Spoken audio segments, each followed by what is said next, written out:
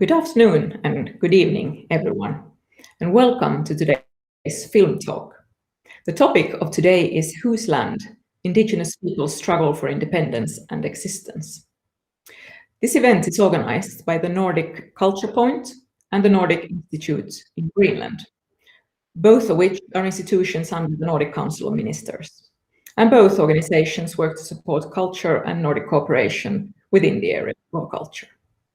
This discussion is part of Nordic Culture Point's series called Arctic Roots, consisting of discussions, documentaries, and art projects on traditions, identity, and the living space for Arctic peoples, which transcend across national borders.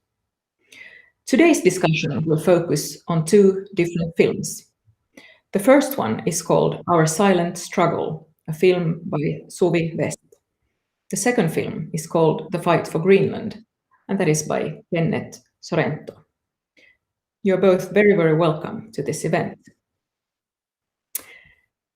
My own name is Lia Markelin, and I work as a researcher at Think Tank Magma in Helsinki, Finland.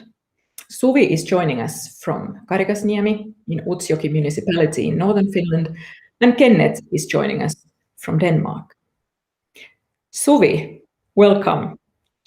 You are a director, scriptwriter, and television personality. You previously made comedy series and documentaries, and your recent film, Our Silent Struggle, is about the struggle of the Sami people in Finland and about their right to existence and right to self-determination. And as I understand it, it has been very well received and also already got a prize at the Tampere Film Festival. Congratulations. Thank you, and thank you for inviting me. It's a pleasure to join this conversation with Kenneth and you. Yes, it would be very, very interesting. Kenneth, we welcome you also to the discussion. You're a cinematographer, a documentary filmmaker, and you have extensive experience of filming in the Arctic region. That would be interesting also to know why you have had your focus on the Arctic. But let's first introduce your film. As the title says, it's about the fight for Greenland. About 70% of the Greenlandic population support total independence from Denmark, whereas some residents feel it would be better to stay as parts of the Kingdom of Denmark and strengthen the cooperation instead. Welcome, Kenneth. Thank you very much. Would you say a couple of words of why you have found it interesting to film a lot in the Arctic region? Because as I understand it, your home is close to Copenhagen somewhere originally. Exactly, I do live in Copenhagen, but I've always been fascinated by the Arctic, by Greenland. I really don't know, but one of the things that really, I was on an expedition to the North Pole back in 2007, and before that with an expedition to Greenland, scientific expeditions in both cases, and that really made me, become fascinated of the Arctic and of Greenland. And I had already been interested in Greenland for many years, so that just made me, I just need to make stories about all this. That is very interesting to hear. Thank you for joining our discussion. Just a second, there is some noise around me. I'll put my headphones on.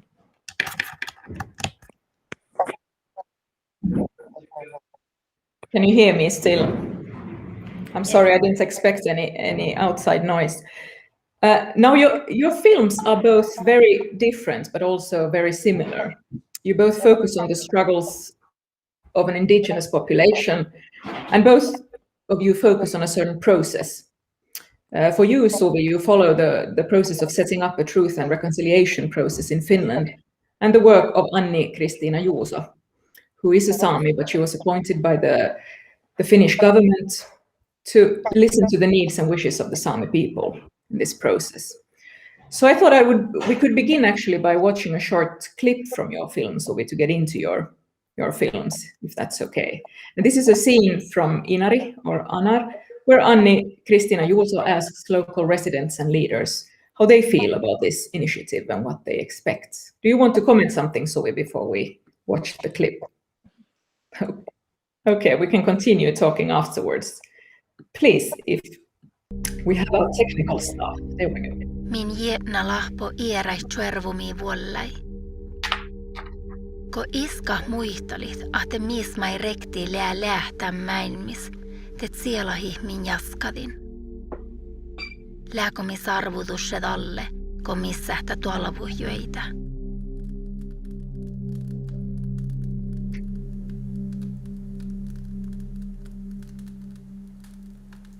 Iestän komissiona parkuule te manjel kähtselle puktihtakar autjuhusa, että vuostasinke jalmustahti millä tähpuu vaan ja jelkkari millä tähpuu vaan ja te ahtihtakar vaikkapas tähti tai jätää toimii takar autjuhusa, että meikkalkkali tahkaat. Suoma stahtalle oppa aiki hallitaan assimileida saami. Taas ei ole mihkelakaan jähpalussa. Saamille vuotolaikasta on voikavuonna, mutta olle saitte haltatte mulle ja eteenpäin vuhtiin. Tahkea pelusti saami, vaikka siellä he meille hoppa tuohtake. Tähän aina vuoremias me mun sahtaan tatsa, että sahtaa leikki, että sahtaa puktille juuke tehäsi ja puktitei, jalmustahti. No, leikotahte. Jähki pehtiko tasa ahteta pastaa, ahte pastaa puolille. Joo. Mä juurtaa ja mä millä väsitän, mä vuoriti, mä olen aikumus, tätä käipiä tänne, nuko mannatan suoma almuta tjoota. Ja tafas muvalas käipiä ton, että millä vielä taloin. Että suoma stahta junus ei se vältit, olomot. Päiväminister, presidentta, että siinä välte pieli ja siinä taatje maittaa itse väivili ja signaala Suoma almua, että tämä millä me annotan poistua Samiektu ja tämän millä haikumme tämän diilitiupuut.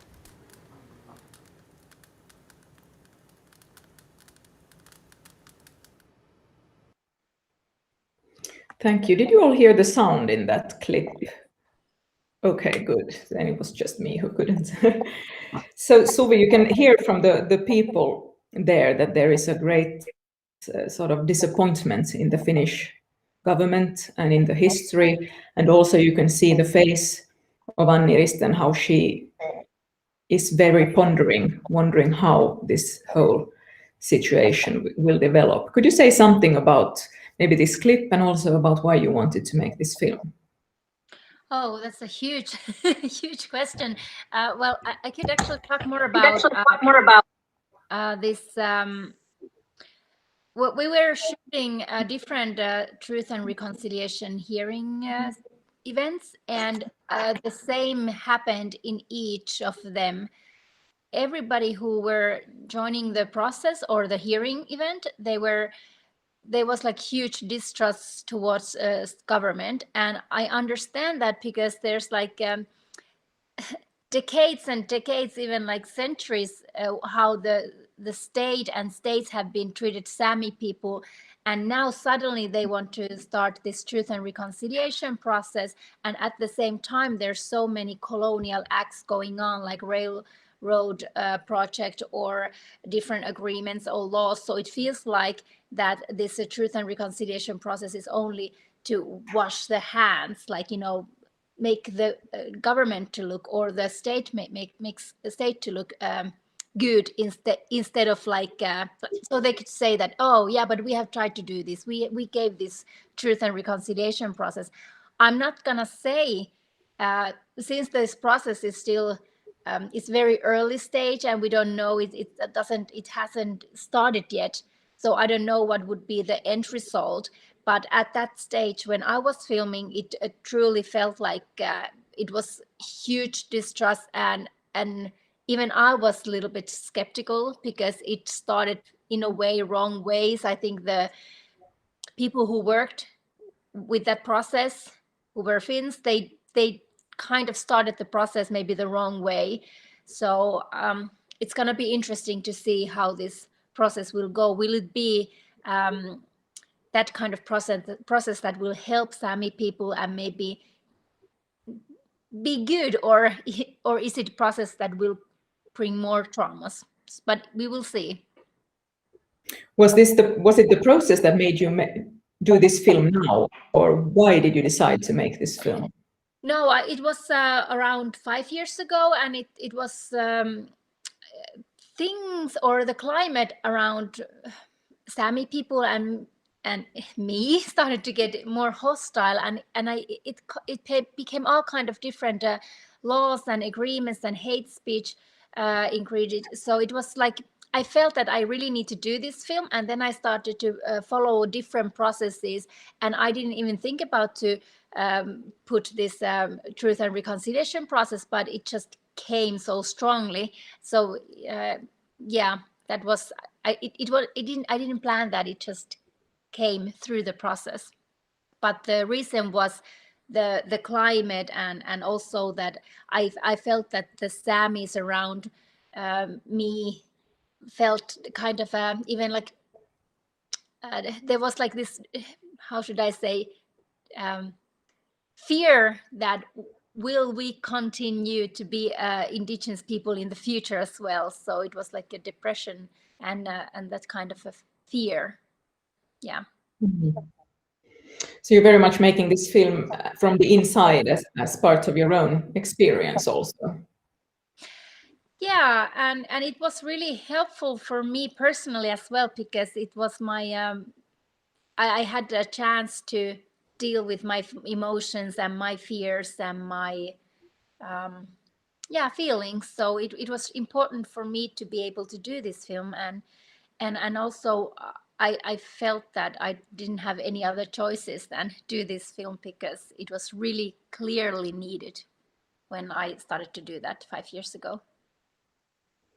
Thank you. Now, Kenneth, you come to this from a bit of a different perspective. You are from Denmark, but you focus your film on the two kind of positions in Greenland. You follow the elections, the upcoming elections, and the issue of whether or not Greenland should seek full independence from Denmark. As we know, Greenland has been under colonial influence for at least 1,000 years and under Danish rule since 1721. And the island attained autonomy in the form of home rule in 1979, which was then strengthened by the Acts of Self-Government in 2009. I thought, Kenneth, we'll start with your film also by watching a clip. This would be a clip where first Karl-Erik Andersen, who is pro-independence, talks to his potential voters, and then Tilly Martinussen explains to a reporter why she doesn't think independence is the right way to go. Would you like to comment this before we watch the clip, Kenneth? Let's start to watch it. I think that's a good idea. Okay. Thank you. So if we could have a help by our background help Henrik and see if we get the clip rolling.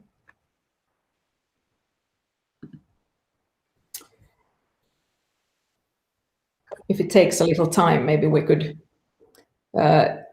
just say that the guy who talks to his constituents, that's taking place quite far from Nuuk, about 700 kilometers from there in a small village.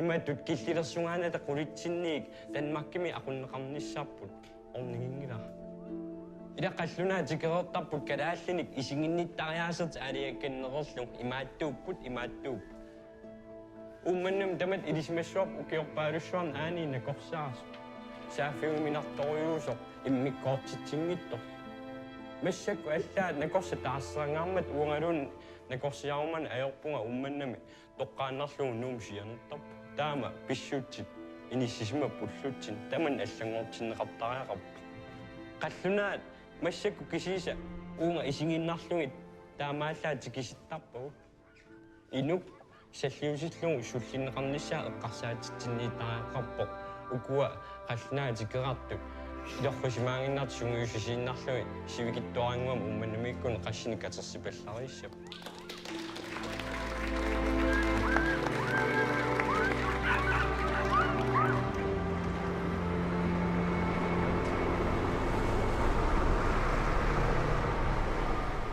Tilly Martinussen, meget i den her grønlandske valgkamp, det handler om selvstændighed. Måske ikke sådan på overfladen, men i hvert fald under overfladen er der mange, der taler selvstændighed. Mange af de grønlandske politikere, jeg har talt med, de siger, at det er en følelse, der kommer fra hjertet. Det er noget, der sidder inde i hovedet, fordi de føler sig grønlandsk. Føler du dig ikke grønlandsk? Jo, i allerhøjeste grad, og jeg kæmper faktisk for min ret til at føle sådan, selvom jeg er primært dansktalende grønlænder. Nu kan jeg en del grønlandsk, men jeg bruger det ikke i debatter. Jeg kan slet ikke nok på højt niveau til at kan debattere politisk. Så det er da også en følelse i hjertet af mig at have lov til at tage min identitet tilbage igen og sige, at jeg er grønlandsk. Vi mener jo i Samarbejdspartiet, at vi har en større frihed ved, at vi forbliver i rigsfællesskabet. Den frihed og den følelse, som der er i hjertet hos selvstændighedspartierne, forstår vi så udmærket. Vi forstår godt, at man vil være herre i eget hus, men det har selvstyreloven jo altså meget, meget vide rammer for, at vi allerede kan være i dag. Der er en brydningstid i Grønland lige nu. Man skal beslutte sig for, hvad for en retning man vil i. Vil man lukke sig sammen om sig selv, eller vil man åbne sig op ud mod verden? Thank you. So, Kenneth, would you like to comment this clip and talk a little bit about the background to your film? Why did you decide to want to make this? As I told you before, I was on an icebreaker expedition, and I had to go on the second one in 2012. I was preparing for that in 2011, and I just thought, why is it that the Kingdom of Denmark wants to extend the borders to the north of Greenland, knowing that Greenland wants independence? And that was a bit strange. I think I'll put on my headset because I can hear that I'm feeding back. I hope you can still hear me when I put on this and look really nice. Do you hear what I say? Yes, we can hear you. I do not hear me. Now, do you still hear me, right? Yes. Good, fine. Now, the thing is that I wondered, why is Denmark, the Danish parliament, paying so much money to spend money on extending the kingdom, knowing that Greenland wants to get out of the Kingdom of Denmark? So what I did was that I started wondering about that, and I thought this was, the typical thing in Denmark is when you ask why, when you touch on the topic of independence in Greenland, the first thing Danes ask themselves is, how are you going to pay for that? And I just found out that it was not the economical part of the question that was interesting to Greenlanders. To Greenlanders, independence is all about identity, because having been a part of Denmark for so many years has given many Greenlanders, and especially young Greenlanders, a feeling that they have kind of lost a lot of their background, a lot of what the values, a lot of what is truly Greenlandic, and they want to kind of recover that, to kind of reconnect with their roots. In that sense, I was pitching this in Tromsø. I have been filming in Norwegian Sami, and I've also been in Inari filming, and it's been very interesting for me to talk with Sami people there, because the issues are so similar. So the thing is that after having been under Danish rule for 300 years, what happens then is that a large part of the population does not talk Greenlandic. About between 10 or maybe 20% talk Danish or talk it better than Greenlandic. And if you want to be able to get a good job, either in the public or private sector, then you need to talk Danish. So many Greenlanders ask themselves, why do we have to talk this strange language spoken 4,000 kilometers away by 6 million people on the other side of the North Atlantic, when they talk English just over on the other side in Canada, in America, in the rest of the world? So the question of identity is really a question of, or the question of independence is really a question of identity. What does it mean to be a Greenlander? And we ask the question, what does it mean to be a Greenlander? Then the next question is, what language does a Greenlander talk? Now, Kalarak, the young man we see here, he thinks that it's wrong to talk Danish in Parliament in Greenland, that it should be in Greenlandic, and that Greenland should become an independent nation, while Tilly, who is the woman we are seeing, she is a part of the Danish-speaking minority, and she thinks that it is important that they can be part of society. And she says, I'm a Greenlander as well. Just because I don't speak Greenlandic doesn't mean that I'm not a Greenlander. And we, as Greenlandic speaking Greenlanders and as Danes who have been living here for many years, we also have the right to say, this country is ours. We want to be part of it. We shall see later a clip from a concert. You have in your film, Kenneth, a very impressive rapper who raps about these issues. And we shall see him, what he has to say about it. But how do you feel as a Dane, and having done this film and so many other trips to the Arctic, because there is this, and I think it comes through also in Suvi's film the same way, that it seems to always be very one-sided, that it is the indigenous population that needs to adapt and needs to learn the language of the majority.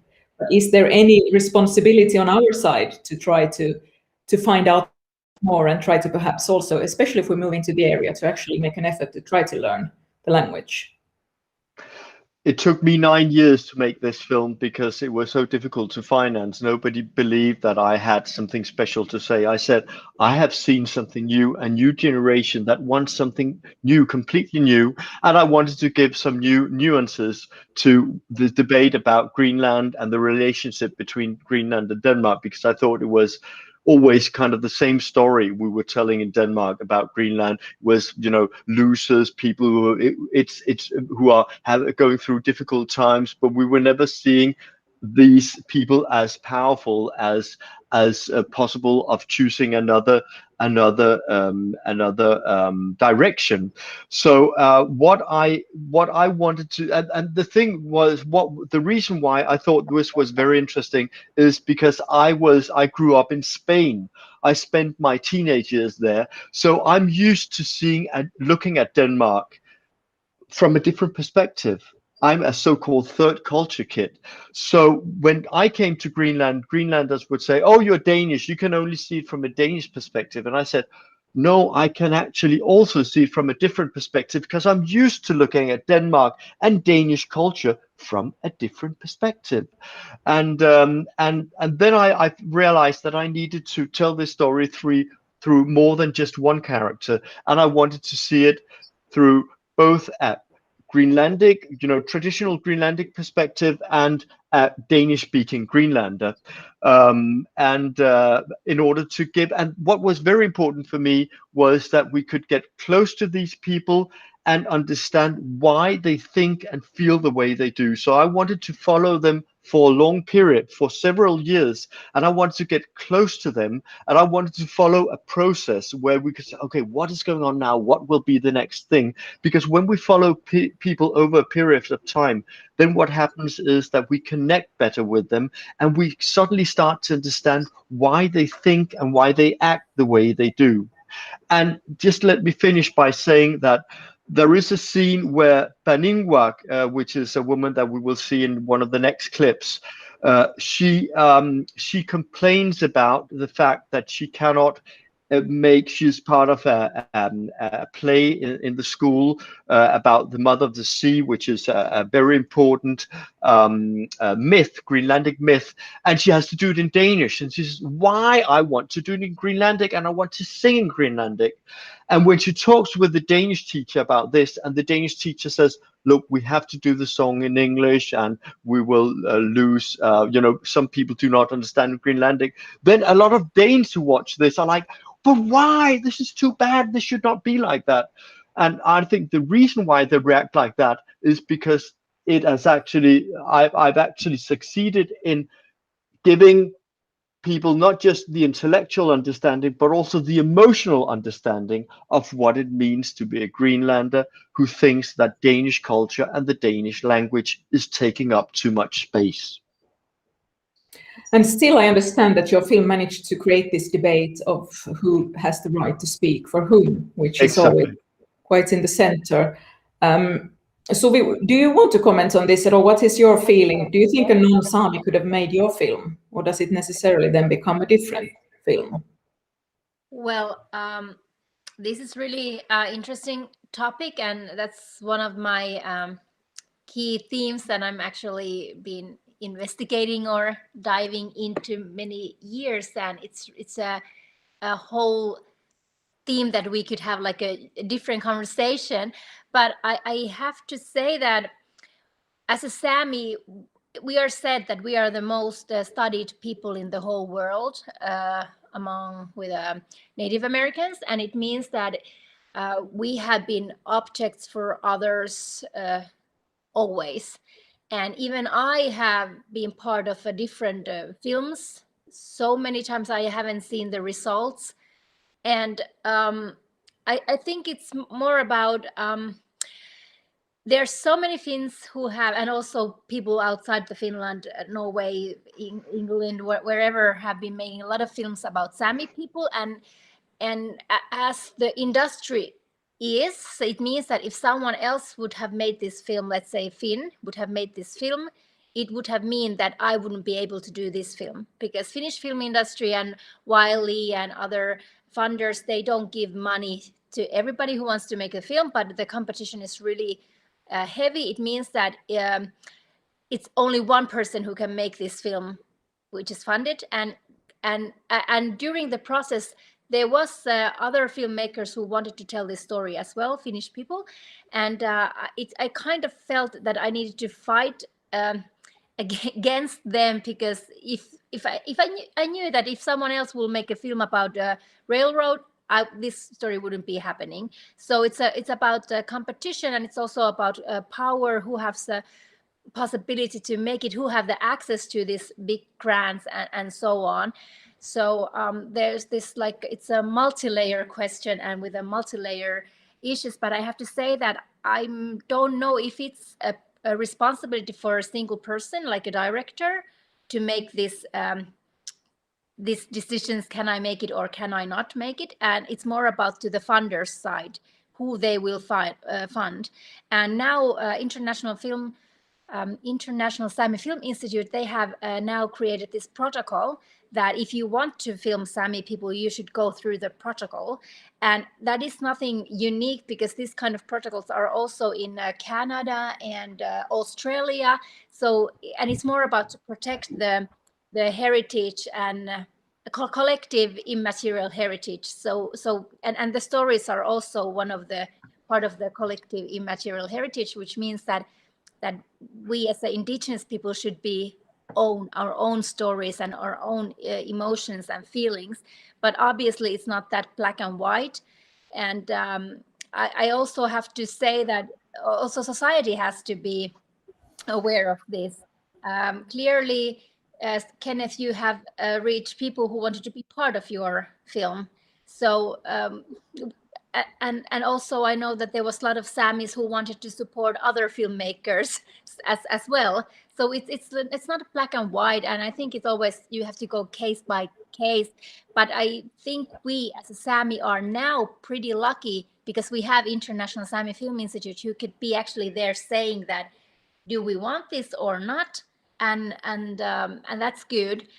And I have to say that even though I am Sami myself, I still feel that I have to ask permission, and I still have to go through some kind of protocols, and it's not even sure for me if I can make stories about Sami people. So it's a tricky tricky situation. And at the same time, I feel it's a little bit unfair that my Finnish colleague don't seem to care about these issues that much, and I spent nights to thinking if I have a permission to do this and tell this collective story owned by collective or not.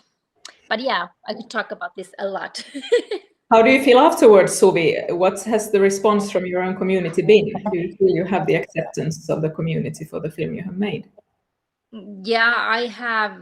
Now I don't have that kind of a burden anymore, because I have felt that most of the people have been, they seem to be happy about it.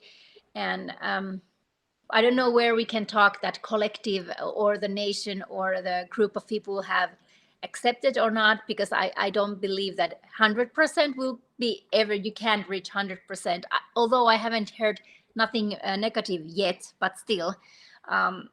But I could say that there's a big mass, Sami mass behind this film, and I feel that is really moving and important, and that was the most important part for me as well as a filmmaker, because it wouldn't be possible for me to promote this film if there wouldn't be Sami supporting me. Before we go back, Kenneth, to the interesting questions we raised before about the characters in your film, I would love to take another clip from Suvi's film first, because it raises additional questions. Could we, Henrik, have the clip from the moratorium and the seminar? This is about a young reindeer herder who talks about how the living space of the Sami are affected, because you both talk in both your films. It's very clear how there's been both material and immaterial effects of colonialism, and one part that is depicted in Suvi's film very clearly is the things that are happening around them in terms of nature: deforestation, tourism, road building, dams, mines, potential railway, and so on and so forth. And this is very much felt by the reindeer herders because their livelihood depends on a lot of space. So I wanted to take this clip before we go back to the other issues, if we could start that. Nykyaikana on muutenkin raskasta tai vaivaannuttavaa olla nuori saamelainen tai nuori poronhoitaja siltä kannalta, että painetta tulee joka puolelta. Poronhoidossa on suurimmat haasteet tällä hetkellä muu maankäyttö ja pedot. Mutta tämä Jäämeren rata on aivan uusi luku sitten.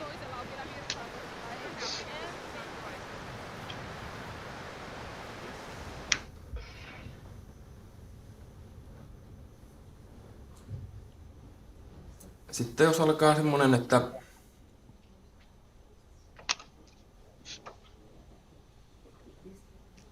alkaa loppumaan syyt elää täällä ja elinkeinot loppuu, niin mitä siinä vaiheessa on täällä tehtävissä? Voin kertoa, minun tuo tyttökaveri on kolttasaamelainen ja hänen unelmaan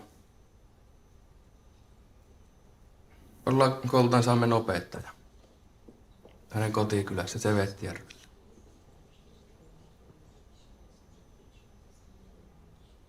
Hän haluaisi opettaa tulevaisuuden kielen puhujia,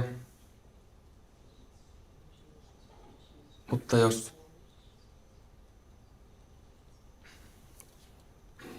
tällä alkuperäiskansalla ei ole enää noita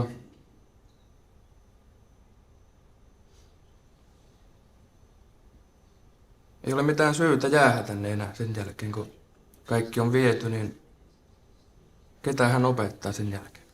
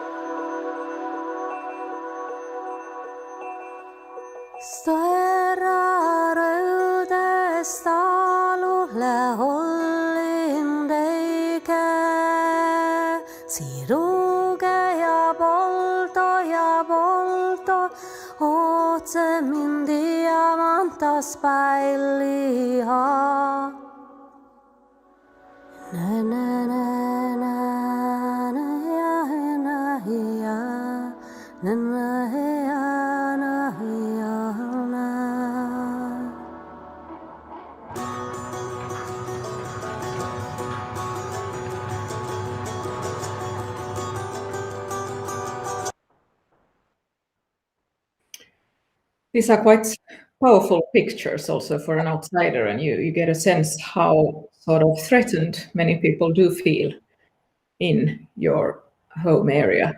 In your film, you have the head of the Sami Youth Association at that time in Finland, Petra Laiti, who talks about her student group as she studies in Helsinki, had a discussion about what do they want to do when they grow up.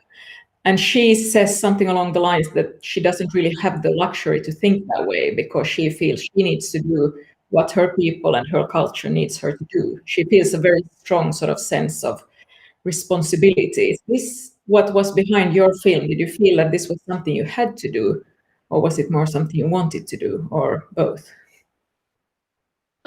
Yeah, I totally feel the same thing what Petra described, and I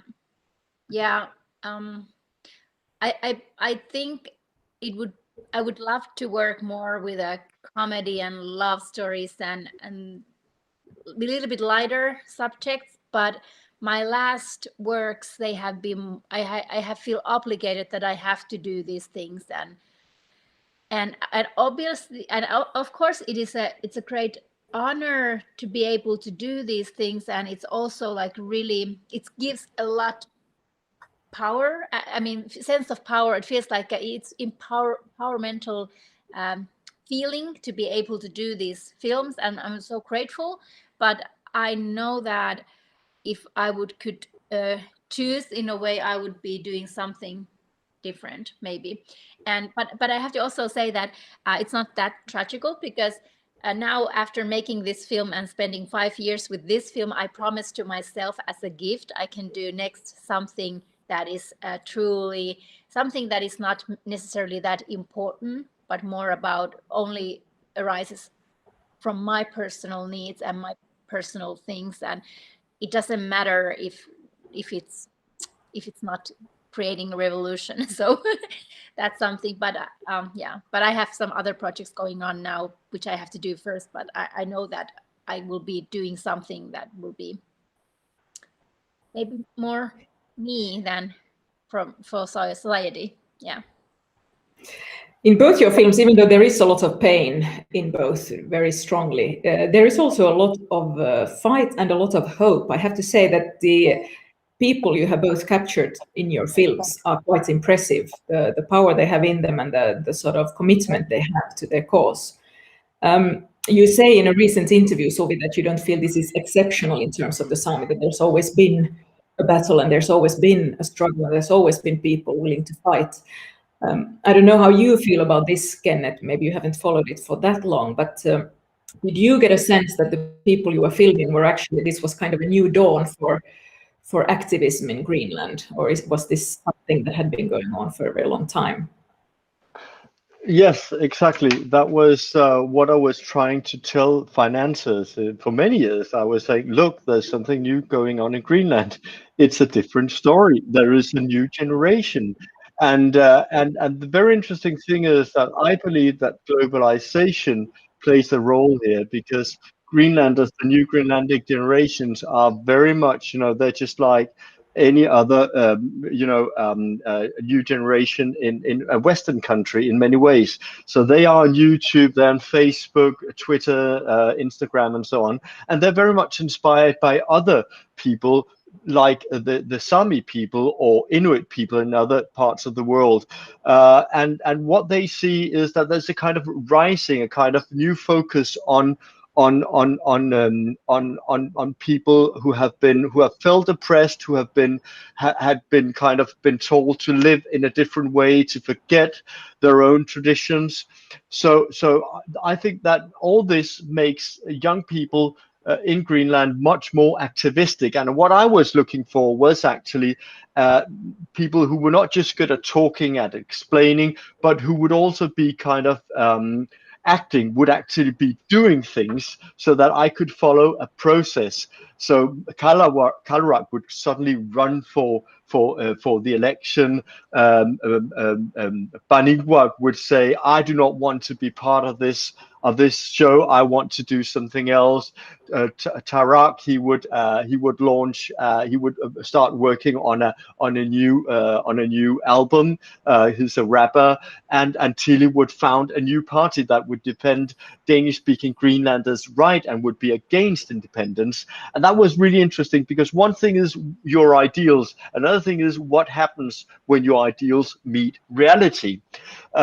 So yes, there is definitely something new happening, and what I've been told by many Danes is that the film has given a completely different view on Greenland, and has made a big impression. We got really good reviews. We were the opening film at the CPH documentary film last year, and the thing that I'm really happy about is that all the Greenlanders I've talked with, every single Greenlander I've talked with, lots of Greenlanders, are very, very happy about the film. They think it's really, really good, and they tell me that it's really a film that reflects the thoughts and feelings that people have in Greenland, and that was crucial to me.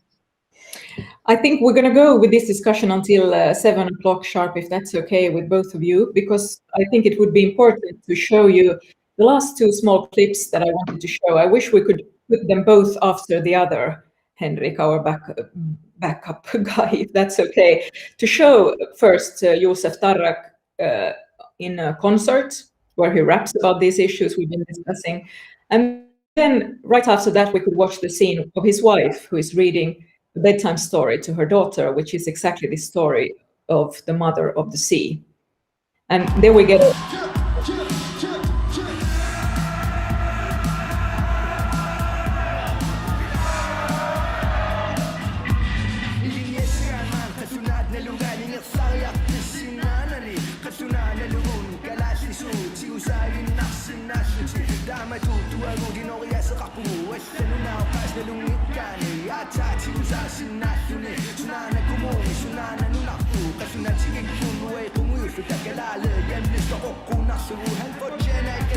Der ligger en meget beruset herre og sover midt på jorden. Ja, han er dansk eller grønland, eller hvad man er sådan.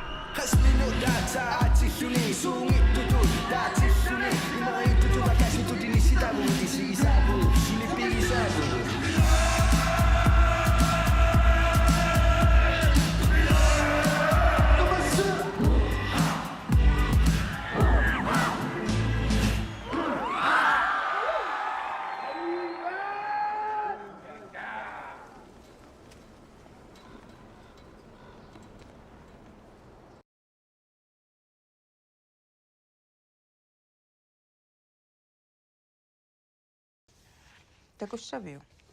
Takorosuppiu. Sassumaarnaa. Arna toqanguakkulu. Uani. Tukappa. Ilassuarsuarlut. Atuarfimi pinikuuissik. Tava sassumaarnaa ataqqiniarlugu. Okku kakiornerin anaanapisaaraniku. Sassumaarnaagu taamani umia imak paaqasimagamiu ataataavata assaa ugguun kipisimagamik taa uku inuai immamunakkaramik uumas ungorlut piniagassa taavaqangaarnakalaallit sassumaarnaa ataqqiniarlugu kakiortittarput sassumaarnaatu assaata kipiffiitanalaani taava arnakalaallit qanga toqugaangami tarni eqqissiniassammuta tas ukupigisarpaanni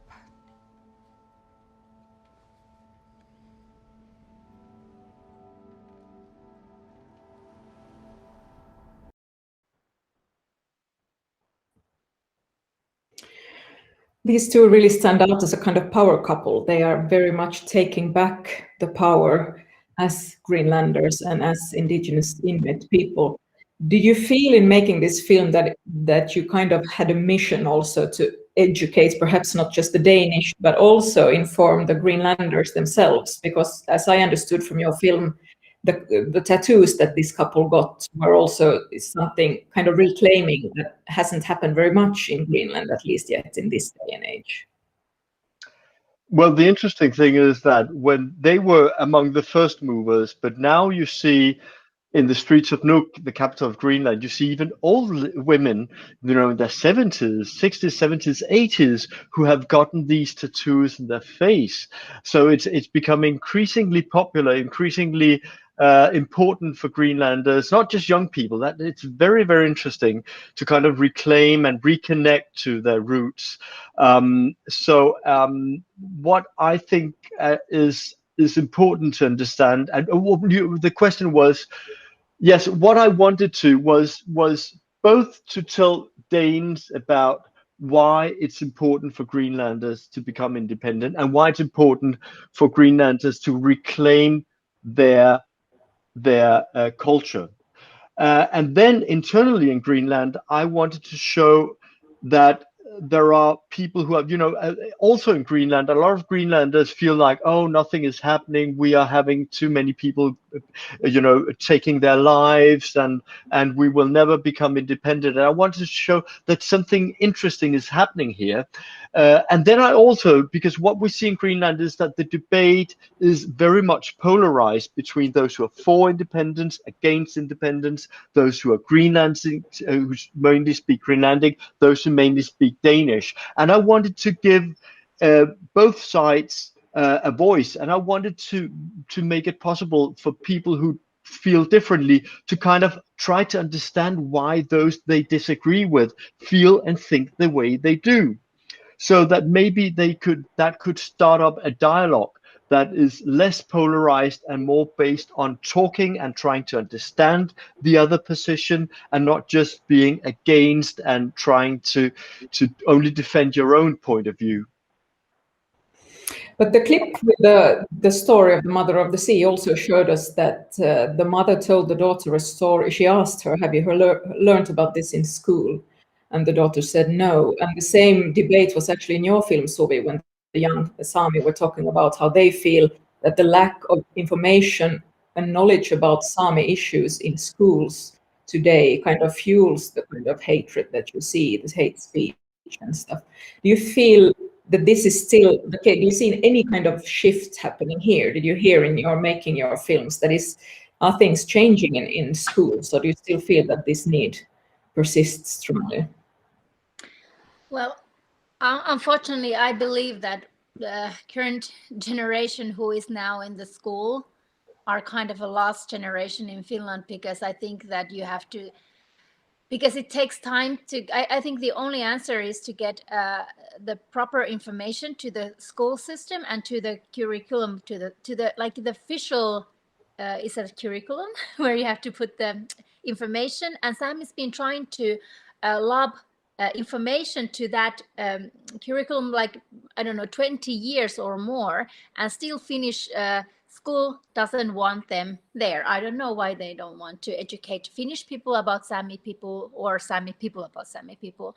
So it takes time. It will be, I don't know if that will be happening, but that will be the crucial thing. And I think it's also right what Finnish people should have. It's a right for them as well, that they could learn about Sami people. And I don't know, that's something that we have to keep up talking about, that why we are not existing in this Finnish school, and why Finnish people learn so much more about Native Americans and nothing about Sami people. It even feels like a conspiracy or something, that it feels so, it's so weird that we are not there, and why Finnish school doesn't want us there. But when eventually we will get there, and when that happens, and then there will be coming a children and generation who will learn about Samis in the beginning, and hopefully that will then help to the hate speech what is going on all the time. And yeah, but now they're growing new generation who don't know anything about Samis in Finland. So of course there's a lot of hate speech and stereotyping and stigmas and disinformation going on, because there's no information at all.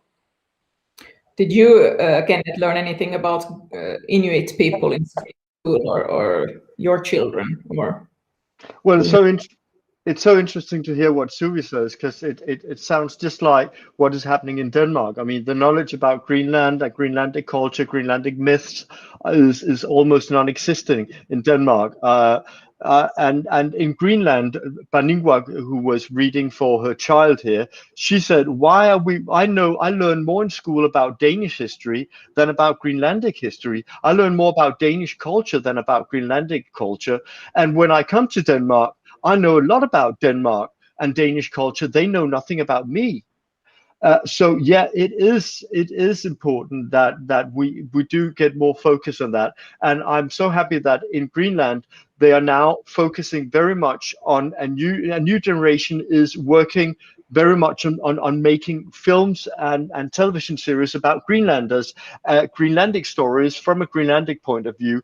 There's a growing film industry in Greenland. It is really fascinating, and some very, very, very talented people. I was lucky to work with some of them. My co-producer was Greenlandic, my co-director was Greenlandic, and so were many other people. So, and what their job is very, very important, because to see yourself and your own culture reflected in a story, in a film, on television is so important, because the Inuit people, Indigenous people, Greenlanders, have been used to seeing stories from all around the world, but they have so seldomly seen stories about themselves in their own language. So that's very important.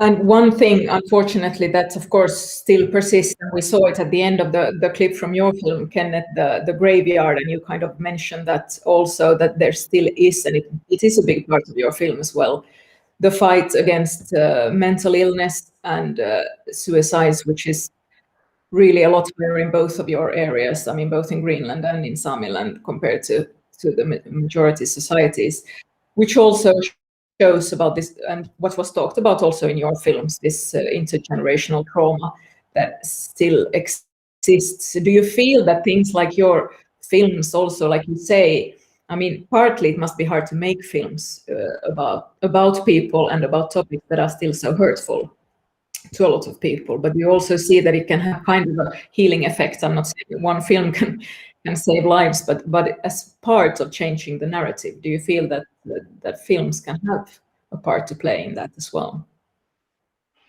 Was that a question for me? Both of you, whoever wants to. Suvi, would you like to start? Well, yeah, I don't know. I think I don't believe heroes. I don't believe the miracles in that sense, that only one thing or one film or one book or one artist could change the situation. But I believe that films can support those Indigenous people who are working for the community. So I believe that it could be helpful, but I wouldn't make that kind of pedestal for for a film. Like I wouldn't do that for any other person, for example, for the single activist or single whatever. So I think we all need each other, and we all are important. So that's how I feel. But I don't know.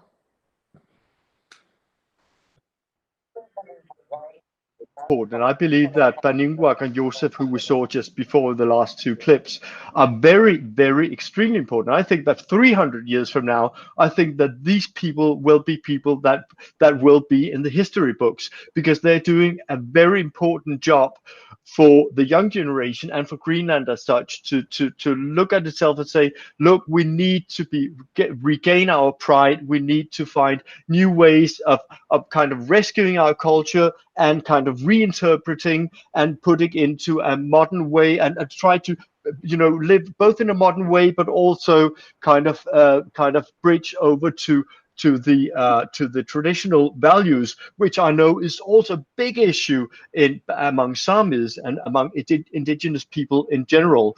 So, and I do believe that stories are important. I do believe also in Greenland, suicide is still a taboo. So I thought it was important to have that story in the film. And in fact, I was actually filming. These two people went to Inari to be part of a course or a workshop with other indigenous people. It was a wonderful scene, but unfortunately we didn't have space for it in the film.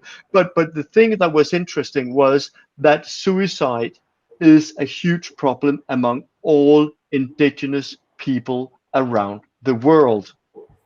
And when you ask scientists, when you ask people who are studying this, when you ask people who are Inuit or indigenous themselves, what I'm told time after time is that one of the reasons is that people feel estranged in their own societies, in their own countries. That's also what we see in Suvi's film, that people feel estranged, and that's they kind of their roots have been cut over. They're trying to kind of find a new direction, a new way of living, and that's quite difficult. And I think that we haven't really realized that, or politicians in Helsinki and Copenhagen really don't understand the impact of colonialism, and that it still plays a huge role on the generations today and will do that for many years to come. That's a good ending. We're running out of time. Before we run out of time, I want to say to many of you who have probably not had a chance to see these films yet, because as I understand it, your films have mainly been screened on festivals so far, at least Suvi's film, but you will be able to see The Fight for Greenland through Nordic Culture Point on Tuesday, the 11th of May. And you will be able to see Suvi's film, at least if you live in Scandinavia, you'll be able to see it on Tuesday, the 18th of May. And both screenings require registration, and both screenings start at 6 o'clock Scandinavian time and 7 o'clock Finnish time. Now, before we end, one final chance for both of you to say, if somebody can't see your whole film or hasn't seen it, what would be the one thing you wish to sort of, that they take away from watching it, or the main thing? I know it's really unfair to ask this question of you, because I know you would like them to see your whole film, but if you could say just one thing. So should we start with you? That I think that the reason why I wanted to make this film was that people could have more understanding about the current situation, and with that understanding, I really hope that maybe there's more empathy or sympathy towards Sami people, and if the state will become a different, maybe state will not, I don't know what will happen in the politics, but maybe at least there would be Finnish society or Europe or whatever supporting more Sami people, being more Sami friendly, and helping Sami people to fight so they could exist in the future as well. And I think we need so much this support and love from people outside of the Sami society as well. So maybe that is something I would be saying. Thank you. For me, I think that what is striking to me is that I believe that we can all make a difference. And I think that what has been so inspiring with my four characters is that they've all had a very difficult childhood. They've all had to fight with so many things in their life, but they've taken the pain, they've taken the struggle and turned it into a positive energy. They want to make a difference, not just for themselves, but for their people, for their country, and they do make a difference by standing. And of course, it is tough to stand in front, to stand up and say, I think this or that. But I do believe that activism, that standing up, and I think that is also what we're seeing in Suvi's film, that raising your voice and say things should be different. I think it is important. I think it does make a change. I'm afraid that's all we have time for today. Suvi West, Kenneth Sorento, thank you so much for doing this talk with us. And I hope everybody will tune in for your films on May 11th and May 18th. Thank you, everyone, for listening. Bye. Thank you very much.